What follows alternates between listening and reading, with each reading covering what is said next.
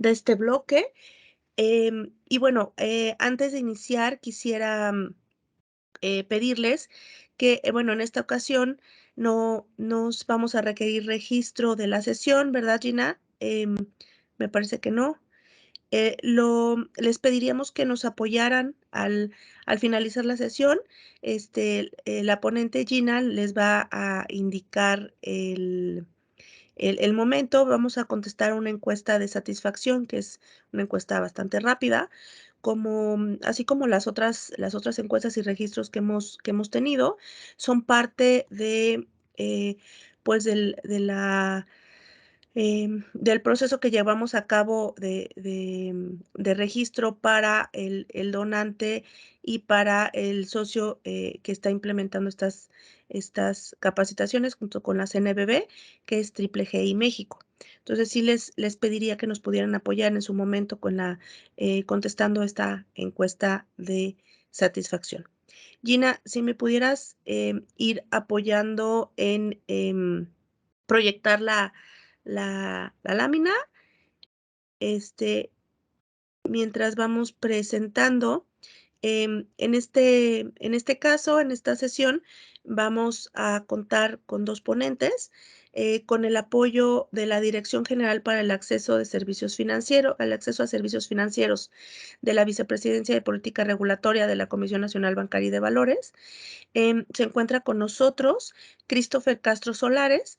Él es coordinador para el acceso a servicios financieros y debido a que vamos a tratar uno de los temas de la ENIF. Christopher es parte del equipo que estuvo coordinando la elaboración, todo el proceso para la Encuesta Nacional de Inclusión Financiera. Él les platicará más a detalle. Christopher, muchísimas gracias. Muchísimas gracias a la directora también por el apoyo para la implementación, el contenido para esta sesión. Em, y bueno, obviamente contamos también con el apoyo de Georgina de la Fuente como nuestra ponente, directora de la orquesta en este caso, ¿sí?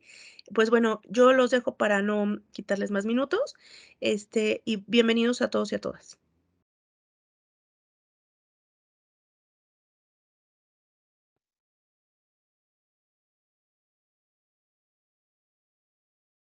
Solo señalar, Dani, que ya puse la liga en el chat también de la evaluación para que sea más fácil acceder desde ahí.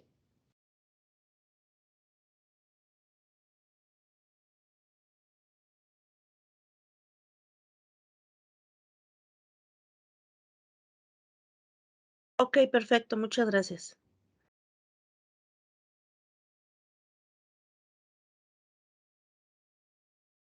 El inicio del primer tema para esta sesión, que es el tema 5 de todo el webinario.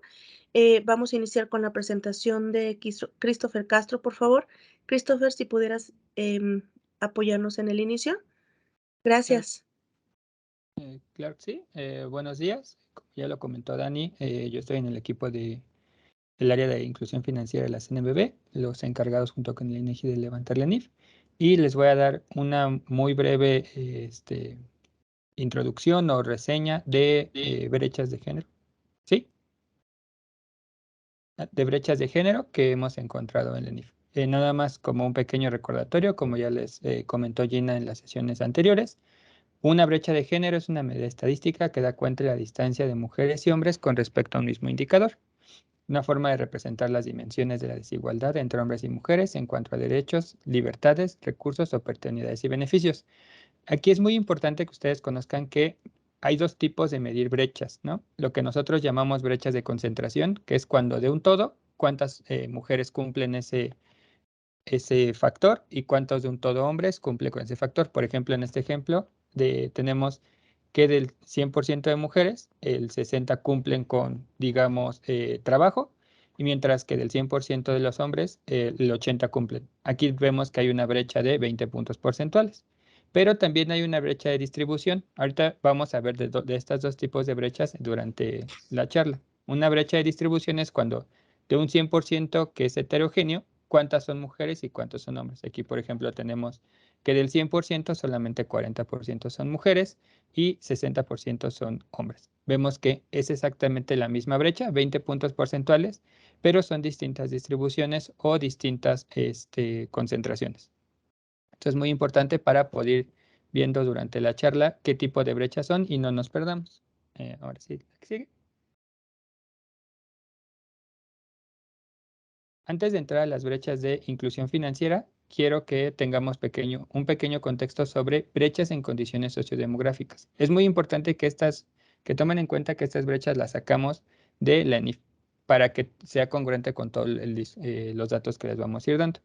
De acuerdo a la ENIF, solamente el 50% de las mujeres trabajan, mientras que en los hombres es el 80%. O sea, como ven, aquí hay una brecha de casi 30 puntos porcentuales. Es bastante grande, es de las brechas más grandes que hay dentro de las condiciones sociodemográficas. Déjenme mover porque me está tapando toda la presentación. La siguiente brecha es el porcentaje de personas que tienen educación superior. Aquí la brecha no es tan grande, solamente es de menos de 5 puntos porcentuales, mientras que en las mujeres es del 20%, en los hombres es del 25%. Una brecha muy importante para el tema de inclusión financiera es la propiedad de activos. Aquí es de al menos uno, ya sea una casa, un terreno, un vehículo. ¿Por qué? Porque recuerden que los activos pueden servir de colaterales para adquirir un crédito. La tenencia para las mujeres es del 33, mientras que en los hombres es casi del 60. Vemos que es una brecha de 25 puntos porcentuales, es una brecha también bastante amplia.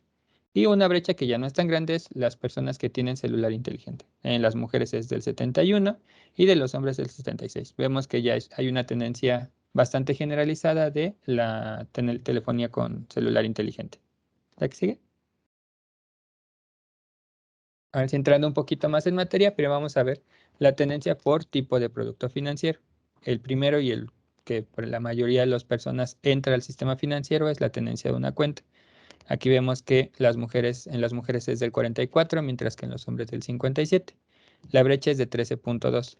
En 2018 la brecha era un poquito más baja, porque las mujeres tenían más cuentas, pero a raíz de todos los cambios que vivimos con el COVID, que en términos generales las mujeres salieron del mercado laboral y al incorporarse se incorporaron ya sea en el mercado informal o con trabajos informales mal pagados. Y estas dos condiciones hacen que la haya una reducción de cuentas, aunado a otros factores que también se podrían explorar. En cuanto al crédito, vemos que la brecha no es tan grande, solamente es de 2.4 puntos porcentuales. En los hombres y en las mujeres es de alrededor del 30% la tenencia. En los seguros sí hay una brecha grande. En los hombres es del 25%, mientras que en las mujeres del 16%. Como vemos, es uno de los productos con menos tenencia dentro del sistema financiero. Y finalmente la Afore. Aquí la brecha es muy amplia, pero va muy encaminada con la brecha que vimos anterior, que es la del mercado laboral. Como ustedes saben, aunque las Afores puede uno inscribirse de manera voluntaria, la mayoría de las personas son incluidas por sus trabajos. O sea, es decir, está muy ligada al mercado laboral y mucho más al mercado formal. ¿La que sigue?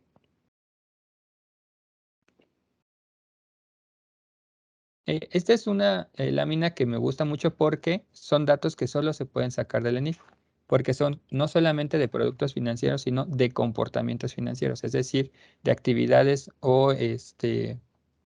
sí, o sea, comportamientos que tiene la gente con las finanzas, cómo interactúa con su vida financiera.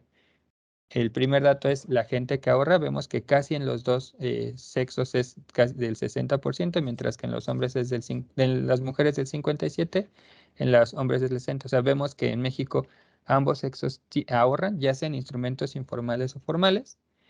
También vemos que no existe brecha en las personas que declaran que pagan sus cuentas a tiempo. En los hombres y en las mujeres es del 73%. Tampoco hay una brecha muy pronunciada en las personas que realizan un presupuesto o administración de gastos. En la ENIF hay una batería de preguntas donde se les cuestiona sobre diferentes formas de realizar un presupuesto y vemos que en ambos es alrededor del 65%, la brecha es de menos de 2 puntos porcentuales.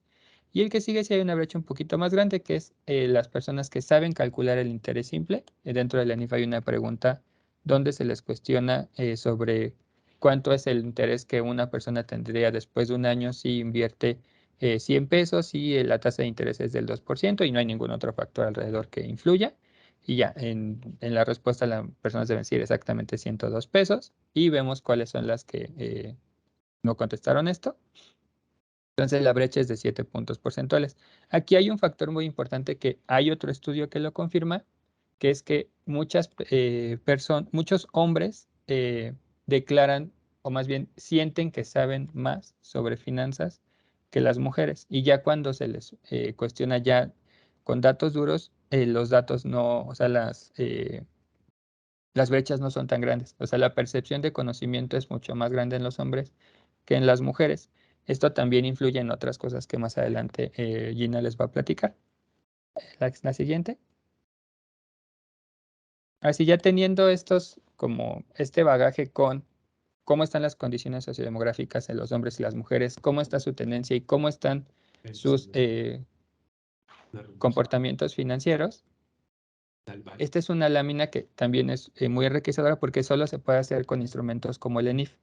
Aquí lo que hicimos fue de la tenencia de algún producto financiero, o sea, ya es una cuenta, un seguro, una afore o un crédito. Y lo dividimos por edad.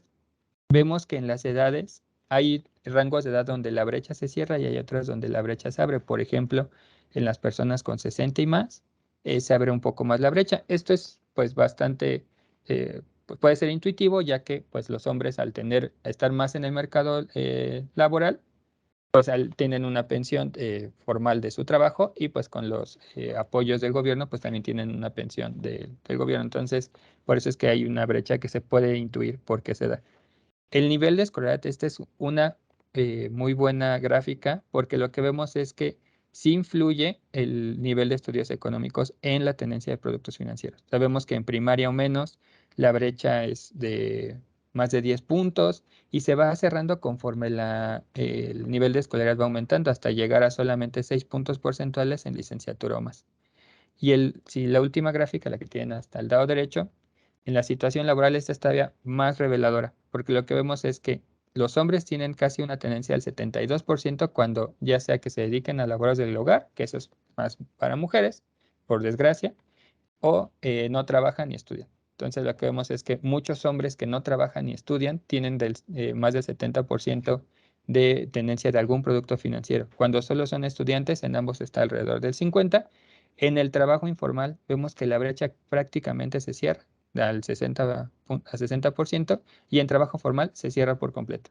Es decir, vemos que la situación laboral, el nivel de escolaridad influyen mucho en las brechas en la tenencia de productos financieros. Es decir, no solamente el mercado, o sea, en el sistema financiero hay sesgos que impiden que las mujeres tengan productos financieros adecuados, sino que desde antes ya hay una carga, o sea, unas barreras socioculturales y sociodemográficas que impiden que las mujeres accedan a mejores productos financieros. O sea, no solamente está el tema del sistema financiero, sino también todo un tema alrededor de las condiciones sociodemográficas. La siguiente. Y ahora les voy a hablar un poquito de los principales hallazgos de otro estudio que se hizo en la CNBB, pero que es parte del CIGEF, que es este Comité Interinstitucional para la Igualdad de Género en las Entidades Financieras, que coordina la Secretaría de Hacienda. Se hizo un diagnóstico con más de 200 entidades financieras, donde se les preguntó por 3 aspectos. El primero era para ver cuántas instituciones financieras tenían alguna política o práctica de igualdad de género. Lo que vemos es que el 68% tienen, pero cuando vemos de estas prácticas o políticas, cuántas están medidas o cuántas tienen indicadores o metas, solamente el 27%. La siguiente. El otro factor que se midió en este documento fue la oferta de productos y servicios financieros. Primero se les preguntó, oye, entidad financiera, ¿tú crees que las mujeres necesitan productos financieros con características distintas a los ofrecidos a los hombres? Vimos que el 44% dijo que sí. Pero ya cuando les preguntamos, ok, ¿qué productos financieros tienes con estas características? Solamente el 14% contestó que tenía algún tipo de producto financiero diseñado específicamente para las mujeres. Aquí es muy importante hacer una aclaración que solamente les preguntamos, no evaluamos si el producto era, o sea, efectivamente con condiciones que ayudaran a la inclusión financiera de las mujeres o solamente era un producto pintado de rosa. En este primer ejercicio solamente fue declaratorio. Y la siguiente. Y ya por último, también les preguntamos sobre cómo estaba su composición de hombres y mujeres al interior de las entidades financieras. Aquí, si recuerdan que hemos estado manejando puras brechas de, ¿cómo les llaman? De concentración. Esta finalmente es de distribuciones del total, cuántos son hombres y cuántos son mujeres. Lo que vemos es que en general las entidades financieras tienen una composición paritaria. Es decir, 50% más o menos son mujeres y 50% son hombres. En las autoridades, que es decir, todas las autoridades financieras que componen el CONAIF, Banxico, con CNBB, CNCF, Conducef, CONSAR y Hacienda, vemos que ahí sí es un poco más baja la penetración, o sea, la participación de las mujeres es de solamente el 43%. Cuando empezamos a elevarnos en los puestos, es decir, primero en los puestos directivos, que es como el segundo y tercer nivel en general, vemos que en las entidades financieras baja hasta el 26% y en las entidades reguladoras baja solamente al 38%. O sea, aquí vemos que a pesar de que en nivel general no hay tantas mujeres, o sea, no es paritaria la distribución de hombres y mujeres en las autoridades financieras, en las de este nivel, que es segundo y tercer nivel, hay una distribución un poco más paritaria en comparación a las entidades financieras privadas. Y finalmente el último escalón, que es el porcentaje de mujeres en puestos de alta decisión, lo que se refiere a directores generales, al consejo consultivo o al comité técnico o al órgano colegiado, vemos que en las entidades financieras se conserva este 26%, pero en las autoridades financieras baja hasta el 22%. O sea, como pueden ver, en todos los aspectos hay brechas que perjudican a las mujeres. Por eso es que creemos que este tipo de pláticas, este tipo de cursos son muy importantes para visualizar en dónde estamos parados. O sea, no podemos decir, pues ya tenemos una distribución paritaria a nivel general en las instituciones financieras, cuando en los niveles de puestos directivos se van rezagando y va habiendo factores que no dejan que las mujeres alcancen estos puestos de liderazgo. Y aquí nada más, antes de pasarle ya la voz a Gina, me gustaría compartirles una reflexión que hizo una estudiosa de inclusión financiera en un foro de Finequity que organiza el Banco Mundial, donde decía, siempre se les pide a las mujeres decir por qué es importante que haya mujeres en puestos directivos. Siempre se les pide que demuestren que van a ser más productivas las empresas, que van a tener mejores resultados, que van a tener algún beneficio, cuando nunca hubo estudios que comprobaran que los hombres eran mejor en los puestos directivos. Es decir, solamente es un tema, antes de cualquier tema de productividad o lo que ustedes quieran llamarle, es de justicia social. Y ya son todas las brechas que nosotros traíamos. Muchas gracias. Bueno, pues nos pintaste un excelente panorama para iniciar con esta siguiente parte del programa que tenemos para ustedes. Y bueno, empezamos ya de lleno teniendo estos datos que nos presentaban. Desde luego sabemos que la inclusión financiera es un catalizador de crecimiento económico. No por nada se incluye como una meta en 8 de los 17 ODS con impactos potenciales en uno más, y ahí lo señalo. Pero también hoy tenemos la certeza de que la inclusión financiera, desde luego, reduce la pobreza, aumenta la resiliencia de las personas, el bienestar de las familias. Hablando de mujeres de manera concreta, sabemos que su inclusión financiera contribuye al empoderamiento económico y de manera general a la igualdad de género. Sí, desde luego podemos hablar que en décadas recientes ha habido avances importantes en esta materia, pero la realidad es que todavía tenemos brechas importantes, como nos lo acaban de mostrar, entre mujeres y hombres.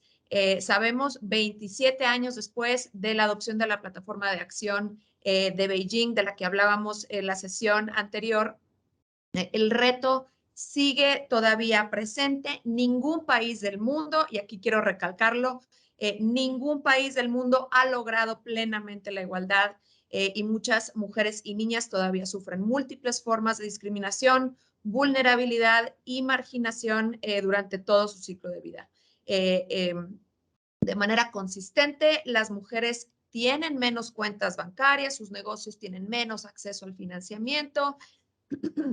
En fin, también hablando de instituciones financieras, las mujeres permanecen subrepresentadas en el sector y desde luego que esto es un problema importante en términos de inclusión financiera porque las mujeres requieren ser los drivers de las transformaciones, informar y participar en la creación y en el diseño de productos y de investigación que permita estos resultados. Ahora, ya teníamos el panorama, nos presentaron el panorama general de México y aquí solamente para poder insertarnos en un panorama a nivel global, pues las mujeres representan un mundo de oportunidades inexploradas para las instituciones financieras y aquí esto constituye buena parte de por qué la inclusión financiera es importante para las instituciones. Aquí les doy algunos datos. A nivel mundial, las mujeres representan casi 1 billón de clientes potenciales. Estos son datos del Banco Mundial, porque, por ejemplo, sugieren que en todo el mundo cerca de 980 millones de mujeres no tienen una cuenta de banco. Esta misma fuente, también el Banco Mundial, revela que las mujeres operan o son dueñas de alrededor de 1/3 de los negocios en el mundo. De manera muy concreta, el IFC nos dice que las mujeres son dueñas de 6.6 millones de pymes formales y 39 millones de microempresas en mercados emergentes. También, desde luego, las mujeres pues necesitan créditos, ¿no? Informes citados por la GIS revelan que 86% de los negocios de mujeres en economías en desarrollo tienen necesidades de crédito insatisfechas. La brecha financiera para MIPYMES de mujeres está estimado en 1.7 trillones de dólares estadounidenses. Y por otro lado, pues tenemos también que las mujeres son buena paga, ¿no? Datos del IFC de 157 instituciones muestran que en 2018 el nivel de estos NPOs o Non-Performing Loans entre pymes de mujeres estaba en 3%, comparado con 4.9% de su portafolio total de préstamos a pymes. Entonces tenemos estos datos globales que nos permiten situarnos en cómo andamos, ¿no? Y por qué es importante la inclusión financiera para las instituciones. Y aquí quisiera concentrarme un poco en algo que ya veíamos hace unos minutos, que no se trata solamente de temas respecto a los productos en específico, sino que hay otra serie de factores que limitan el acceso de las mujeres a estos servicios. Y aquí pongo como 4 grandes rubros. En primer lugar, desde luego, barreras sociales. Ya explorábamos algunos de ellos en sesiones anteriores. Restricciones en factores como la movilidad, la disposición de tiempo, algunos otros requerimientos o garantías colaterales, desde luego, como también lo veíamos hace unos momentos, pues el control de activos recae principalmente en los hombres, ¿no? Propiedades, tierra, activos, capital, en general medios de producción. Por otro lado, tenemos el tamaño concreto del préstamo, pues sabemos que el límite de endeudamiento toma como referencia los ingresos salariales en el mercado formal. Y muchas veces las mujeres no están en el mercado formal de trabajo. Y desde luego también las tasas de interés de algunas microfinancieras, que son las instancias que facilitan la entrada de las mujeres al sistema financiero, son más elevadas que de las de los bancos comerciales. Y por último, pues tenemos la escasez de productos orientados a mujeres, ya lo mencionábamos hace unos momentos, más allá de los productos como rosas, ¿no? Pues desde luego se requiere un enfoque analítico sobre las preferencias financieras, los desafíos que enfrentan las mujeres que deriven la creación de productos estándar a los que puedan tener acceso de forma preferencial las mujeres, ¿no? Es decir, ponernos estos lentes violeta, como lo mencionábamos en la sesión anterior, ¿no? No simplemente ver datos, perfiles, sino ver un poco más allá y hacer este análisis de género que nos permita contar con mayores elementos para tomar estas decisiones respecto al diseño de productos. Y aquí brevemente, pues vamos un poco más allá, ¿no? En el caso de la demanda, pues tenemos patrones socioculturales, como ya lo mencionaban hace unos momentos, que limitan su acceso a la propiedad. Desde luego tienen menos garantías o colaterales para poder ser sujetas de crédito. También, desde luego, menos ingresos, ya lo mencionábamos, y eso, desde luego, ocasiona que tengan menor o que puedan cumplir con menos criterios de elegibilidad, responsabilidades domésticas y familiares que traen consigo, desde luego, pues falta de ingresos o empresas de menor tamaño y o en la informalidad.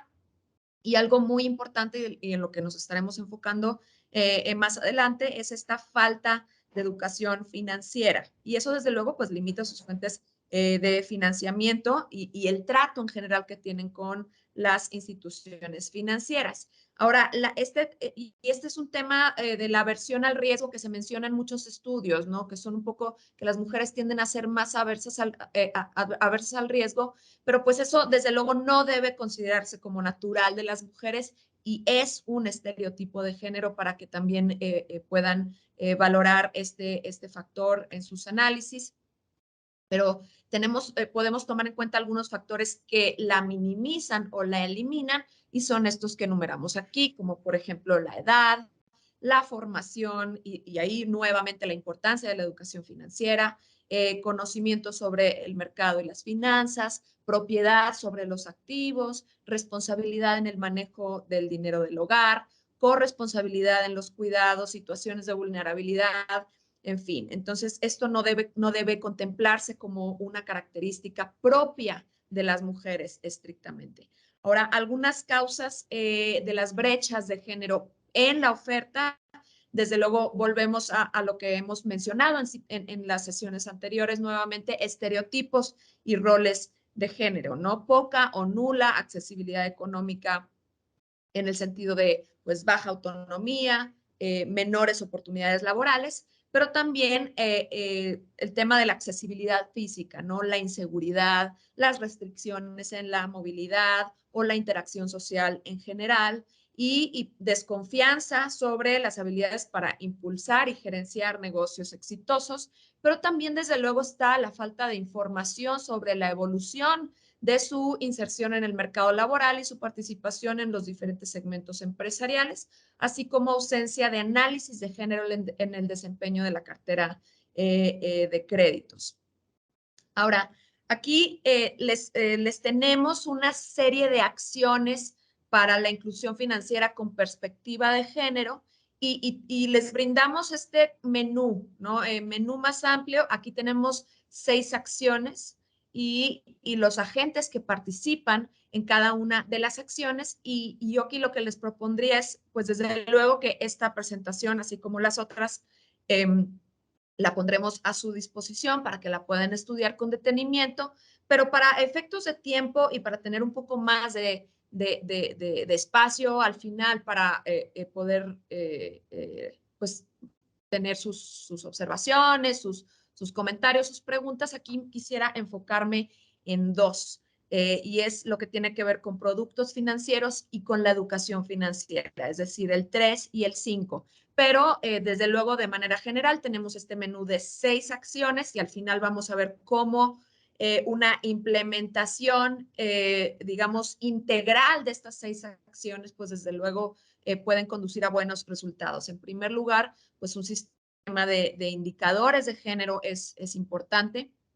El financiamiento de segundo piso, productos financieros que estaré tocando más adelante, ahorita en unos momentos, servicios de desarrollo empresarial, educación financiera con perspectiva de género y perspectiva de género en políticas y prácticas laborales, que respecto a esta última, la número 6, ya hablábamos un poco en la primera sesión respecto a estándares ASG, lo que están viendo pues algunas evaluadoras. Entonces, pues de eso ya hemos hablado de manera breve en ocasiones anteriores y que desde luego esto es como básico, ¿no? Políticas y prácticas laborales es como solo el principio para partir de ahí poder trabajar un poco más en perspectiva de género en productos y servicios. Entonces, voy a adelantarme a la 3. que bueno, se trata desde luego de productos financieros.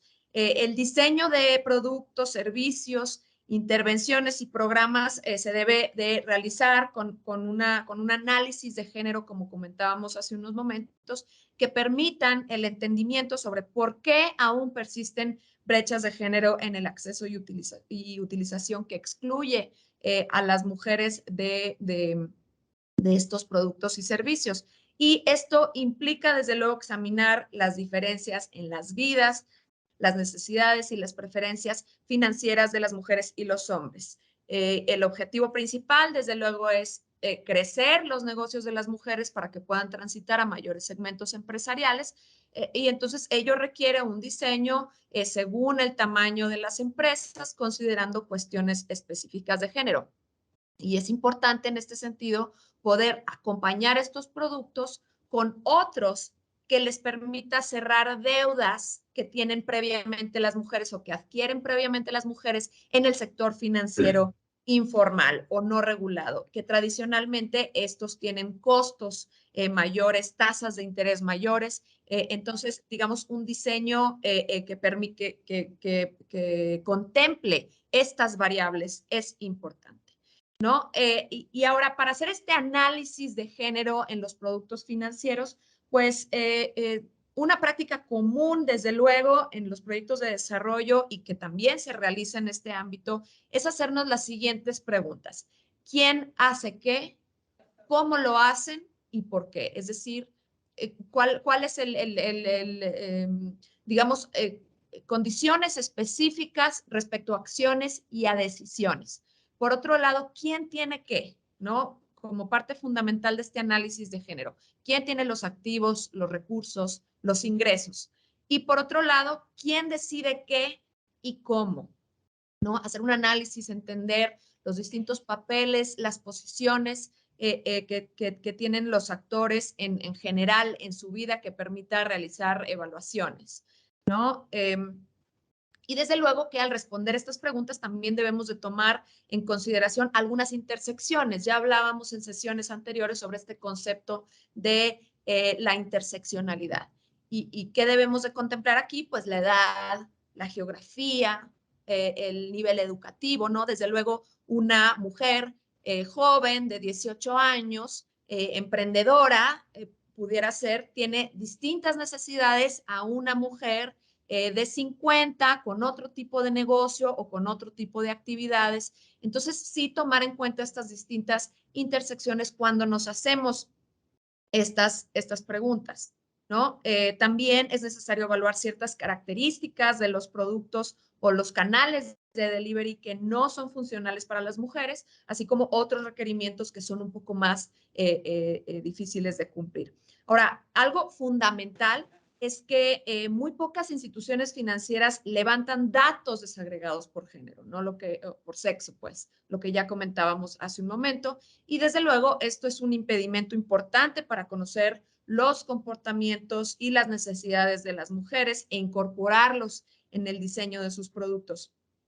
Por ejemplo, datos del BID señalan que existe un vacío en la generación de información sobre el mercado de mujeres empresarias y MIPYMES de mujeres cubierto por parte de intermediarios y proveedores financieros, y así como de sus contrapartes hombres propietarios de MIPYMES. A la fecha, estos últimos no están desagregando sus carteras de créditos para entender a cuántas empresarias y empresarios están atendiendo. Y eso, desde luego, es fundamental. ¿Qué preferencias, qué comportamiento financiero exhiben las empresarias atendidas y las áreas de oportunidad que se tienen en ese sentido, ¿no? Ahí están perdiendo la oportunidad de comprender mejor su desempeño y desarrollar estrategias que les permitan aumentar su participación en el mercado de mujer propietaria de empresas. Desde luego que contar con este tipo de datos desagregados en sus carteras les permitiría estimar el tamaño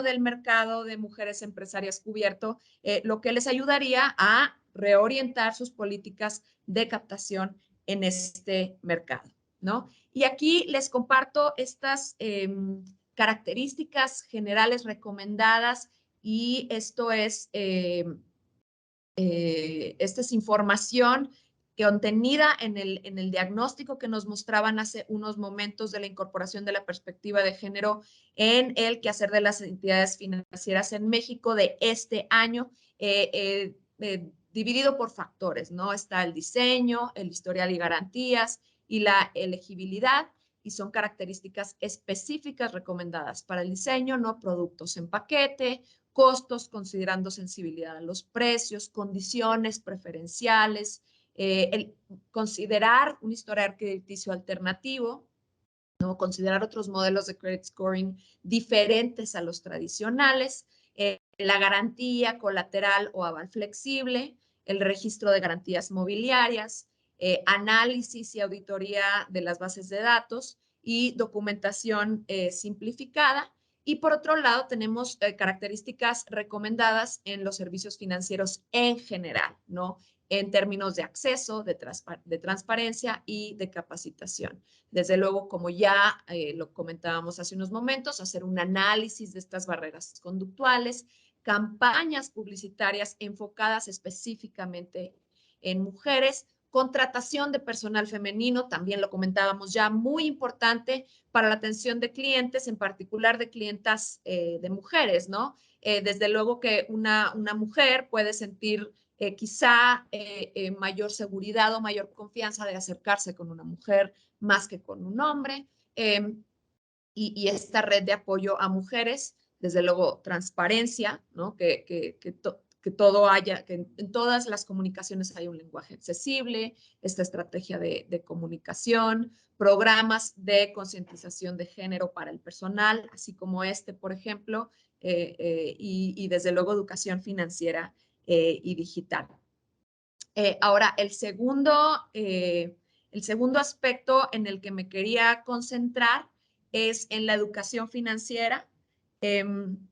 Y esto es un aspecto sumamente importante. Es de vital importancia diseñar programas de educación no genéricos con el fin de obtener resultados significativos en los distintos tipos de intervenciones. Desde luego, la estandarización de productos financieros y programas de educación financiera que utilice como referencia las características y comportamientos típicos de los hombres solamente profundizaría las brechas ya existentes.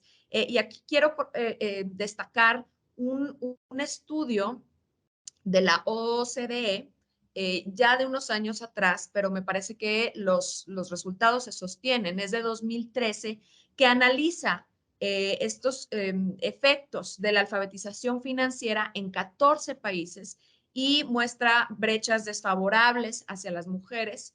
Y digamos que se llega a la conclusión de que estos son los principales razones, ¿no? Las mujeres tienen menor confianza en sus conocimientos y habilidades que los hombres. Ya nos comentaban hace unos momentos, pareciera haber una mejor percepción entre hombres sobre lo que saben de finanzas, ¿no? Que de las mujeres. Entonces, hay una menor confianza ahí. Por otro lado, también las mujeres y los hombres tienen diferentes estrategias para hacer frente a las situaciones extremas, ¿no? Por un lado, se conoce o se sabe que las mujeres tienden un poco a recortar gastos cuando se encuentran en crisis, mientras que los hombres buscan tradicionalmente maneras de ganar dinero extra. O, por ejemplo, también las mujeres tienden a ahorrar un poco menos y acumular menos riqueza a pesar de que su posición dentro del mercado laboral es más débil. Las mujeres también tienen menores probabilidades de ahorrar a través de productos financieros, si utilizan otros mecanismos alternativos o más informales. Las mujeres también son más propensas a ahorrar dinero en efectivo en casa o en clubes informales y son menos propensas a invertir en activos riesgosos y con mayores rendimientos. Y también, desde luego, las mujeres muestran más dificultades para elegir productos financieros. En resumen, las mujeres tienen menos conocimientos o entendimiento sobre información, conceptos, herramientas de utilidad para el acceso, elección y uso de los productos y servicios financieros. Ahora, aquí quisimos mostrarles un poco, pues, qué implica, ¿no? ¿Cómo hacemos estos programas de educación financiera dirigidos específicamente para mujeres y no solamente genéricos? pues desde luego en una primera instancia, pues se debe de profundizar el conocimiento que se tiene sobre los distintos grupos de mujeres, ¿no? Nuevamente, este concepto de la interseccionalidad es muy importante. Por otro lado, también, desde luego, que señalamos construir lazos o colaboraciones con organizaciones y grupos de la sociedad civil que tienen estos conocimientos. En particular, muy importante también generar alianzas con otras instituciones que trabajan en la materia. Las instancias reguladoras en coordinación con los mecanismos para el adelanto de las mujeres, como por ejemplo el INMujeres, organizaciones de consumidores, la academia, desde luego pueden impulsar campañas de información financiera para mejorar los conocimientos, las actitudes, habilidades y los comportamientos financieros de mujeres y niñas en general. Y también, desde luego, promover procesos de formación formales, ¿no? Incluir capacitación, tutoría, preparación de planes de negocio como parte de los servicios de crédito. Las mujeres emprendedoras y empresarias constituyen un grupo meta de atención inmediata y los proveedores de estos servicios, desde luego, potenciales aliados para formar a estas mujeres, pues son fundamentales. Ahora, esto también desde luego incluye o debe contemplar el trabajo con hombres, ¿no? No solamente es trabajar con mujeres, sino con hombres, dadas las relaciones de poder en las parejas, en los hogares, así como las normas socioculturales en el ámbito familiar y comunitario, que limitan el acceso y uso a los productos y servicios financieros por parte de las mujeres. Este trabajo de sensibilización es sumamente importante y desde luego también se debe contemplar hacer una evaluación del impacto con el objetivo de introducir ajustes, ¿no? Ahora, vámonos rápidamente con bueno, les muestro rápidamente esta gráfica, estos seis acciones o seis grandes rubros de acciones que se pueden implementar de manera integral, llevan a un aumento de la cobertura al financiamiento de las mujeres para su empoderamiento y su autonomía económica, ¿no? Y lo que implica cada una de estas acciones que desde luego van interrelacionadas y que todas generan beneficios entre sí, ¿no? Y facilitan la aplicación de cada una. Desde luego yo les estaré dejando esta presentación para que puedan examinar cada una de estas acciones con detenimiento. Y ahora, ya para terminar, para brindarles algún caso concreto sobre el crédito formal como la herramienta para el desarrollo de las mujeres, quisimos hablar del caso de los microcréditos, ¿no? Desde los 90 es desde luego la plataforma más representativa para las estrategias de género y reducción de pobreza en América Latina. Desde luego es un medio y no un fin. Lo que busca es una mejora en las condiciones de vida de las mujeres. Se otorgan estos microcréditos a quienes normalmente son excluidos por la banca tradicional, convirtiendo a las mujeres, desde luego, en la principal clientela por todos estos factores que ya mencionamos. Es más efectivo cuando se combina con otros productos, como también mencionábamos anteriormente, otro tipo de ahorros seguros para poder fortalecer el proceso de toma de decisión. Y esto trae, desde luego, un impacto sostenible en el empoderamiento económico de las mujeres. Ahora, en algunos casos, las interacciones de género en el núcleo familiar pueden afectar la forma en la cual el crédito es utilizado y el poder de decisión de la mujer sobre este, ¿no? Por eso es necesario entender el ciclo del crédito más allá de su desembolso a una mujer. No nada más, bueno, ya te di el dinero, sino que hay otras dinámicas familiares y sociales que inciden en cómo las mujeres hacen uso de estos créditos. Ahora, desde la perspectiva de género, para no considerarlo como una herramienta genérica, digamos, ¿no? Los negocios son el último propósito para las solicitudes de crédito por parte de las mujeres. Normalmente existen otros motivos que llevan a las mujeres a solicitar un crédito. Algunos de ellos, desde luego, la salud, la educación, son algunas de las principales causas. Las solicitudes de créditos de mujeres suelen presentar aplicaciones menos sólidas con respecto a la de los hombres, ¿no? Y por ello normalmente tienen bajas calificaciones de crédito. Las mujeres suelen escoger sectores menos intensivos en capital, por lo cual sus requerimientos de deuda son inferiores, buscan menos financiamiento externo debido a sus percepciones de que les será más difícil obtener préstamos bancarios, ¿no? Y sus perfiles de negocios son menos fuertes que los de los hombres, tienen normalmente un menor nivel educativo, falta de experiencia en negocios, falta de garantías y de historiales crediticios sólidos, lo que ya comentábamos hace unos momentos. Y entonces, en general, pues todas estas,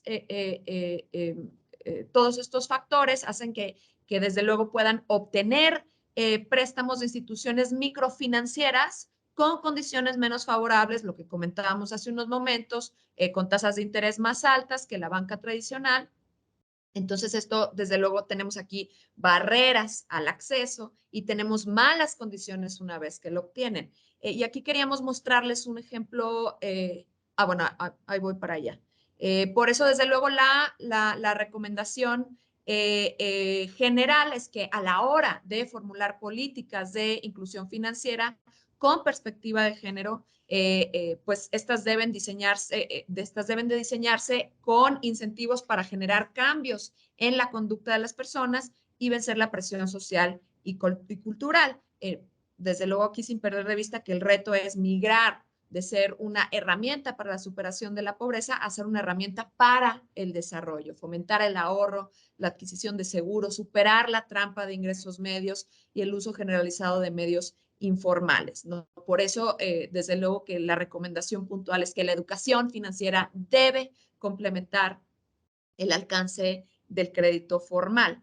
Y aquí les quisimos traer este ejemplo concreto de pues este es un caso paradigmático en América Latina y se encuentra en Bolivia. Es una institución que se llama Crecer, es crédito con educación rural, que inició operaciones en 1999. Es el caso más conocido de microcréditos a las mujeres en la región. Cuenta con 23 años de experiencia. Como les decía, fue fundado en 1999 y ha sido una experiencia innovadora en el terreno de microcrédito con educación financiera. Ha sido reconocido en múltiples ocasiones por organismos internacionales, por el BID, por Latin American Quality Institution, por Global Business Corporation, y de manera general integra servicios crediticios con educativos y sus productos nacen de las demandas de las propias socias, ¿no? A partir de estudios permanentes sobre la eficiencia y la receptividad de sus servicios. Podemos ver aquí su misión y su visión, que es brindar productos financieros integrados a servicios de desarrollo. Y aquí ese es lo importante y por qué ha sido tan exitoso este caso. Con una visión para ser una entidad microfinanciera líder reconocida por su compromiso de proporcionar a las mujeres y a sus familias, muy importante, oportunidades para una vida mejor. Ahora, Crecer cuenta con distintos productos. Por ejemplo, está en una primera instancia y que es el producto, desde luego, el más grande que tienen, el más común que tienen, que es esta banca comunal, que es un producto destinado a atender las necesidades de financiamiento de los sectores de menores ingresos de la población, principalmente de mujeres organizadas en grupos de entre 8 y 30 personas. Y es otorgado con garantía solidaria mancomunada e indivisible de todas las asociadas. Este producto promueve el ahorro entre las asociadas y requiere de la autogestión al interior de la banca comunal y es además pues un espacio de aprendizaje, de solidaridad, de crecimiento y socialización. Se llevan a cabo cursos de capacitación, se intercambian experiencias entre las socias y ha sido muy exitoso. Como pueden ver, tengo de manera transversal aquí la capacitación porque con la adquisición de alguno de estos productos ya se tiene acceso a todas estas oportunidades, ¿no? También tienen el crédito oportuno, que es un producto complementario a la banca comunal y se entrega a las socias cuyas actividades requieren financiamiento adicional para determinadas ocasiones. Está el crédito individual destinado a personas naturales que pertenezcan o no a las bancas comunales, es decir, no se requiere estar en banca comunal, para crédito oportuno sí, aunque esto desde luego se privilegia para invertir en un negocio o en una actividad productiva. En fin, están estos otros productos, crédito rural productivo, que ha sido implementado desde 2009 y responde a demandas particulares de las socias. Está el crédito de salud, que cubre necesidades de salud de las socias y de sus familias, y desde luego que se otorga un microseguro en caso de muerte o invalidez de manera gratuita a todas las socias que han adquirido cualquiera de los demás créditos. Estos servicios van de la mano con sesiones educativas de capacitación que permite a las socias desarrollar procesos de aprendizaje en distintos temas, como por ejemplo, desde luego, gestión y manejo de los productos, de la banca comunal particularmente, salud integral, negocios, educación financiera, incluso hasta un tema de civismo, ¿no? Derechos ciudadanos, etcétera. El aprendizaje, lo que hacen ellos es organizar como una serie de ferias, y entonces ahí mismo, en diferentes zonas del país, ahí mismo se ofrecen las sesiones de capacitación, pero también hay espacios o stands para que las propias mujeres puedan ahí mismo vender sus productos, realizan jornadas de salud, en fin, tienen todo un portafolio y que ha sido muy exitoso, como pueden ver en estos datos. Aquí pueden ver, desde luego, de crecimiento del número de clientas, y ofrezco datos de 2014 a 2021, crecimiento también importante en la cartera, las sesiones educativas que han realizado, y de manera muy particular, como parte de estas jornadas de salud, pues exámenes de prevención de cáncer. Es un caso paradigmático en América Latina que ha sido muy exitoso, y aquí les comparto algunos números que lo comprueban.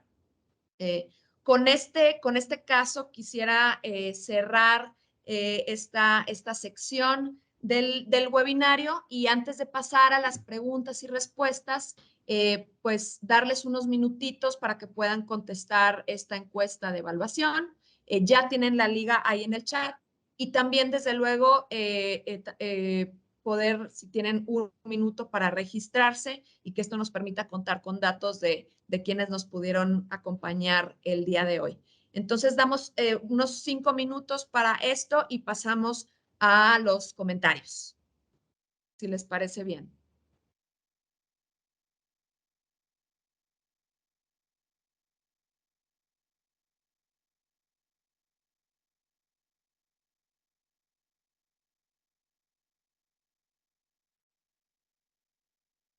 Voy a poner nuevamente la liga en el chat para quienes entraron después de que la puse.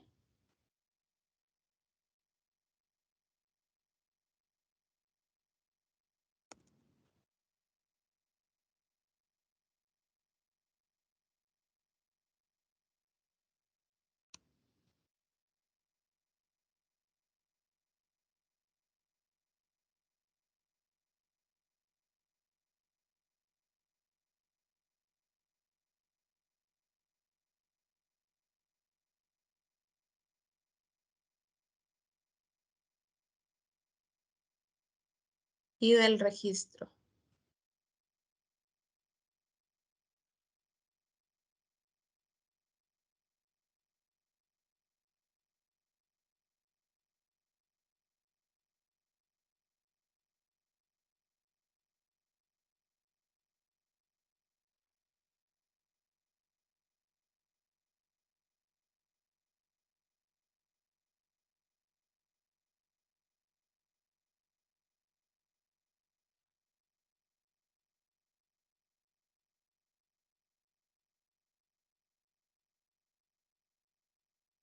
Sí, 970.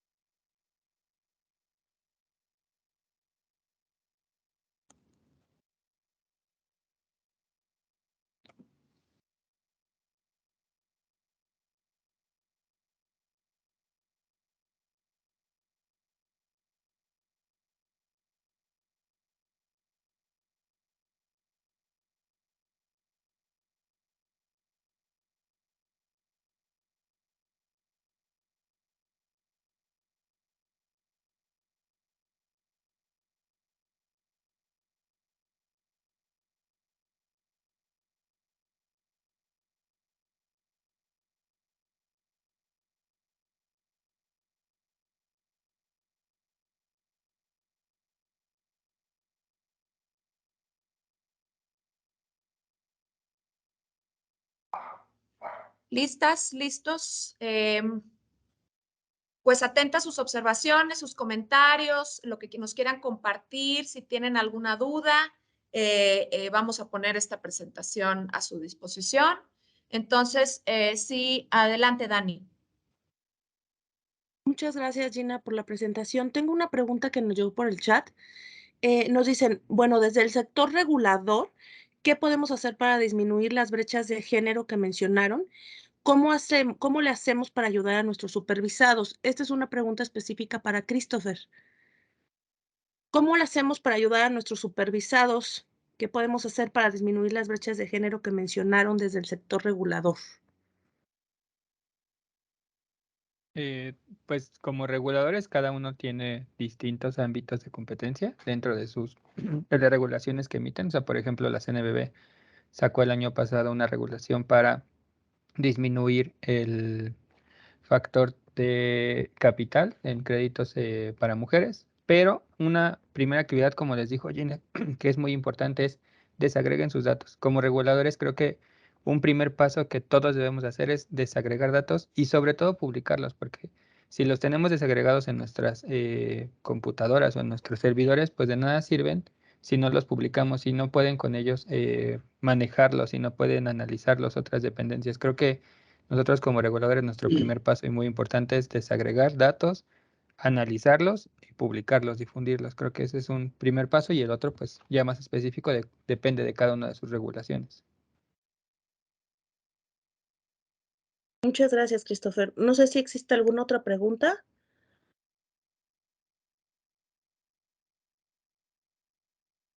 Comentario también se vale. Observación. No veo por ahí manitas. Pues desde luego que les voy a poner también aquí en el chat mi correo electrónico. Ahí estuve recibiendo después de la última sesión algunos comentarios y preguntas y desde luego que con mucho gusto también puedo responder por ahí cualquier inquietud que tengan.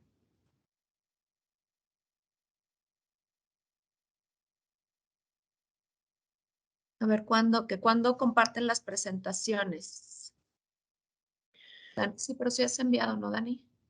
Sí, las presentaciones se las he mandado en el mismo día de finalizada la sesión o un día posterior. De cualquier manera, si gustan, en este tercer correo de la presentación incluyo las primeras dos para que puedan contar con las tres presentaciones en el mismo correo y sea más fácil ubicarlas. Pues muchas gracias a todas y a todos por su tiempo. Espero que les hayamos podido aportar información importante, pero también darles algunos motivos para la reflexión, ¿no? Que son es información que no es muy fácil digerir y que sí requiere un trabajo de reflexión individual, no solamente en nuestro ámbito de trabajo, sino también en nuestro ámbito personal, social, con nuestras familias y esperamos haber podido aportarles elementos para esta reflexión. Muchas gracias. A mí también toca agradecerles tanto a los ponentes, en este caso para Christopher, a Gina por apoyarnos y acompañarnos en nuestras tres sesiones. Como saben, este webinario forma parte del grupo de cursos de generación de capacidades que estamos impulsando como CNBB desde el Grupo de Trabajo 4 del Comité de Finanzas Sostenibles. Estamos ahora entrando, bueno, ya desde el webinario anterior, a la dimensión social de esto que conocemos como factores ASG. Digamos, el primer bloque fue como A, este segundo bloque que estamos llevando a cabo es como la S de la ASG, ¿no? Entonces, sin duda ha sido muy revelador toda la información que nos han brindado para, para buscarle más, ¿no? Creo que a cada uno de nosotros nos toca desde nuestra trinchera y como decía Christopher, desde nuestras facultades en donde nos encontramos en la institución, porque aquí estamos presentes de instituciones múltiples, entonces nos tocaría indagar, revisar y tenerlo siempre en cuenta. Creo que este tema de género no es un tema para, bueno, solo lo veo cuando planeo, solo lo veo con mis resultados o veo cómo lo meto en alguna, perdón, en alguna parte del proceso. Más bien, tiene que ser parte del proceso transversal, ya lo veíamos en la primera sesión, tiene que estar inmerso en cada una de las secciones siempre y para siempre, ¿no? Entonces, pues nada más los invito a la reflexión, a indagar más en el tema. Cualquier duda, comentario, estamos disponibles. Se aceptan recomendaciones también, lo que ustedes consideren, ¿no? Aquí se trata del diálogo y bueno, con eso cerramos. Entonces, agradezco a todos, agradezco también a Triple GI, Mariana, Laura Valdés, que nos estuvo apoyando también en la organización de este webinario. Y pues bueno, muy pronto recibirán la invitación si nos pudieran acompañar a las siguientes capacitaciones. Por correo electrónico les haremos llegar la información. Que tengan un excelente día. Gracias, Christopher. Gracias, Dani. Buen día a todos y todas. Buen día. Hasta luego, buen día.